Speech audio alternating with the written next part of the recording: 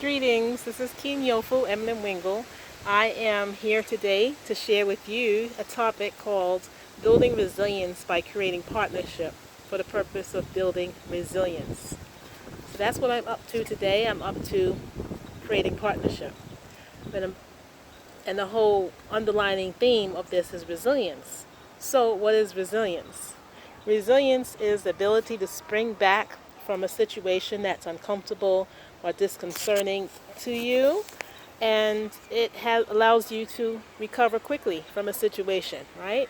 To go to see the future, to bounce back, and to keep moving forward.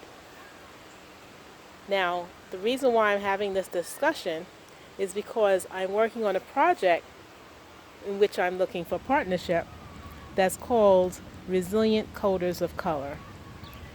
Now, I'm looking for coders. The goal is to find 20 coders to teach 200 children. Coding, of course. And by coding, I mean computer programming.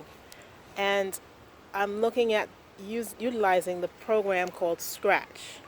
So this is a simple block-based platform that is very is great for beginners.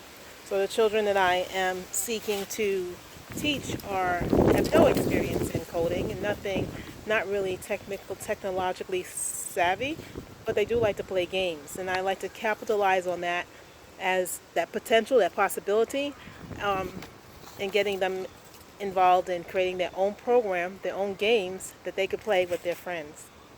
Now, what makes coding resilient, right? So there is a lot of skills that can be gained from coding, from learning coding, from coding in actuality that has resilient qualities. One of such is problem solving.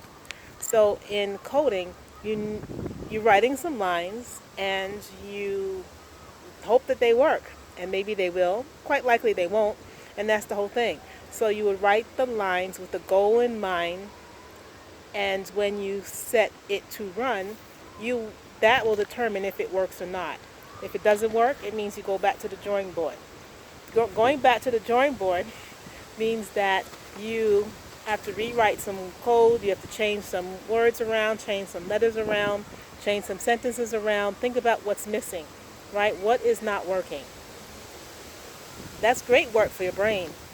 And for the child is learning problem-solving skills, which is a form of resilience, because in life you're going to need to know how to solve some problems. If you don't know how to solve problems, you're going to find yourself in quite a few pickles. Coding helps you to learn to cultivate patience, because now that you're working on solving problems, you're going to have some patience. You can't be frustrated and give up, walk away, and like, I'm not doing this, it's not going to work, because you're not going to get your game done. So, if you really want this game, you're really going to do it. If you really want to get an A on your test, you're really going to study. If you really want to learn how to ride a bike, you're going to keep practicing, and you're going to fall off, and you're going to get back on again. That's resilience. That's grit. And then there's perseverance. So all that equates to perseverance. You just keep going. You don't stop, right? Because you have a goal at the end, and you're strong. You're building that strength within you. And after it's all said and done, and you have your program, you have confidence, because you could pat yourself on the back, and like, yes, I did this. That's confidence that all of our children need. Now, what I'm looking for again are coders. I'm also looking for people who are visionaries, right? So I'm creating a think tank, a Resilient Coders of Color think tank. And these are people who want to think about how this project can fly, and what the children need, and how to make this really happen. This project that I'm working on is to be done before the end of the year. So if you are a coder, or if you know a coder, please let me know. And share this post so that other coders or other people can find out about it. Now, how is coding, or how does a coder receive resilience from this project? Because it's possible.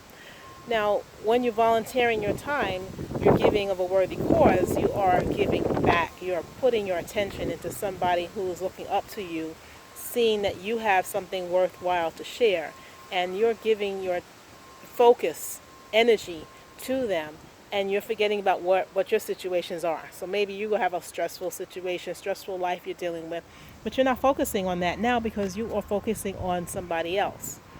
It also, volunteering also helps to combat depression. You don't have time to think about yourself. You are thinking about somebody else, and that's stepping outside of your own little box and then your own little island of isolation. So again, partnership, right? Mental stimulation. Oh my goodness. So you are using your brain, and using your brain is the best thing that anybody could do. It really serves them well. And you have a sense of purpose. So again, if you are a coder, please hit me up. If you know a coder, please share this with them so that they can hit me up.